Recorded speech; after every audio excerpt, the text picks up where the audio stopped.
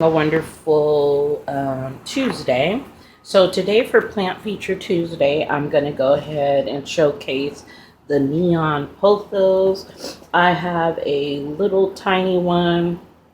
Um, it's really a bunch of pieces. I had a cutting that I had did at a plant swap, and then I had got some from this one actually. It was I had overwatered it, I think. I don't know, but came out, so I went ahead and put it in some water. It got some roots, and then I put it in there. And what's funny is, I think I had a bunch of different propagations, and I had some heartleaf philodendron, and I think this might be one of the leaves of the heartleaf philodendron. But they kind of look so much alike. Like this looks like a heart, but it is a neon pothos. So I don't know, but anyhow, it does resemble the neon philodendron, but it's they're both aeroids, but this is a pothos. Now for the care for this, I give her bright indirect light. So she's right on a rack, like a Tiffany rack, plant rack with my Enjoy and my Snow Queen, or I don't know, the Marble Queen or Snow Queen. I don't know which one, because I've heard the Snow Queen is a whole different one. But anyhow, I have those three because they love a lot of light. All three of those need bright light, so they're right on the side of a west window, so they get a lot of light. So I give her bright and direct light.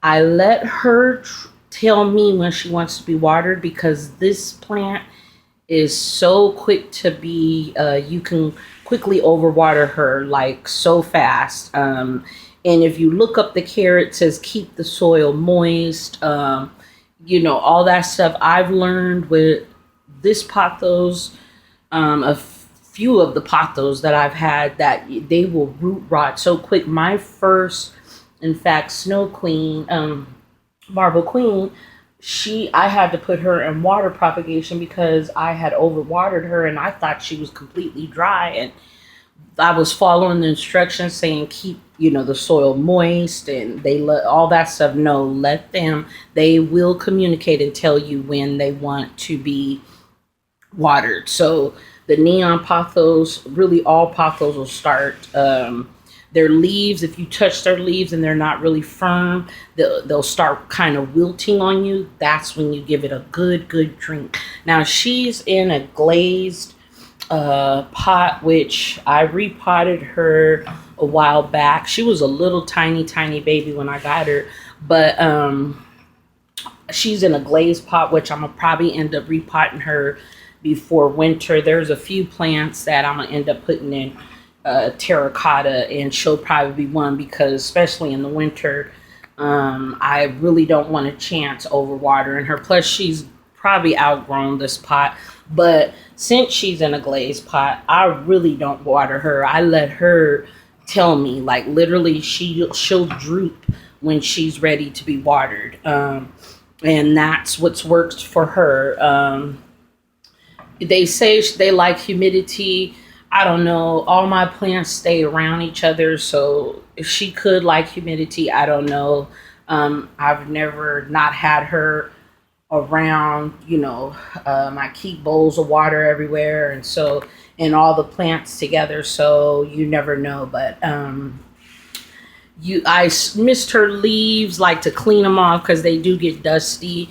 Really, this plant is so easy to take care of. I just really don't even be paying attention to her sometimes, but she is so pretty, and is really one of my favorite out of the pothos, because it's just so pretty and she don't give you no issues.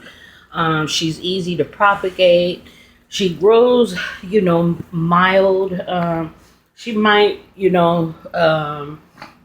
once I put her in a bigger pot, we'll see, but she grows semi slow, but not too slow. But she is growing, so I guess it is a slow grower, but you never know. As far as fertilizing, I pretty much give all my plants Job's slow release fertilizer sticks, and then I treat the soil with the systemic Bonite systemic powder that you put in the soil. Some from time to time, I'll give all my pothos a shower just to get all the dust off their leaves. These leaves are pretty thick, so they can collect dust, but I don't really do that much. I just do it every now and then because I don't think they really like water. They despise water, and so let your neon pothos tell you when they want to be watered, and it will wilt. Once a week or once every 7 days, something like that. Now, since she's in a glazed pot, I really have to be careful because glaze keeps in the moisture, and she really doesn't want all that moisture. She wants her roots dry.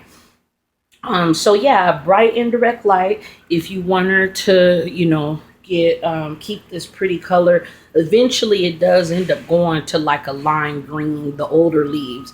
That's pretty much the trait of a lot of plants. They come out this lime green color, and then they eventually start turning they come out like a neon color, and then they end up turning like a lime green, which this is lime green. And then this, as you see, these are new growths. These are all same with this one. They're real neon, bright neon color, yellow almost, but eventually it'll darken up after time. So but if you don't give it good light, it will turn green like the green jade pothos. So that's about it for the care for my neon pothos. I have her in some really well draining soil, orchid bark. No, actually, she has espoma organic potting soil with pumice rocks. That's all she has actually in her soil. A lot of pumice rocks, maybe almost out of the soil combination, because I repotted her a while back before I even learned about orchid bark. I think I potted her the beginning of this year. I did a video on it either the beginning of this year or last year. I had repotted her, but I just used pumice rocks and soil, maybe half and half almost. So she's really got a lot of aeration, so she can't really dry out. So she can dry out fast. But yeah, her soil's got a lot of pumice rocks. That's in fact all I had was the espoma potting soil, and then I had some pumice rocks. So that's pretty much what she is. And pumice rocks are volcano rocks, if I'm not mistaken. But that's the soil that she's in. When I transfer her over, I'll probably mix, now I'm using orchid mix and soil and perlite, and orchid bark, because the orchid mix comes with charcoal and stuff, but I'm going to be trying some new things out. But she is an aeroid, so they're related to the philodendrons and whatnot. So they pretty much, they're like philodendrons, but they don't require that much humidity like philodendrons do. But I'm sure it ain't gonna hurt them either.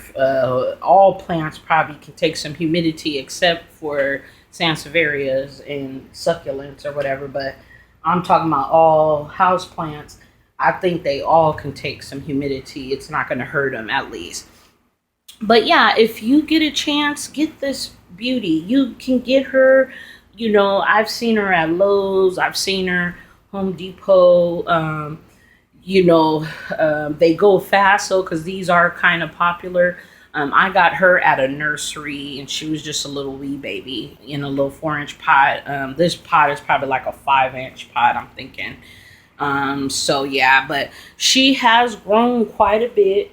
For the summer, she has grown for me. And then this one has just been growing also. It's got a bunch of new leaves. So I was going to combine them together, but I'll probably just keep her in her own little pot. But yeah, if you get a chance, get you a neon pothos. This is a really, if you want to bring something real bright into your home without having to deal with all that extra stuff, get you a neon pothos, because they're very, very easy to take care of, very low maintenance. Just the key thing is to remember they don't like water. They dread being overwatered, and it'll die quickly. You'll start getting balding in the middle, and the next thing you know, the plant's just going. And that's pretty much how this one is. Let her tell you when she wants to be watered. And they, like I always say, plants communicate. We just need to learn how to hear with our eyes with plants. But they do know how to communicate. They're alive, so they know how to tell you if they need water.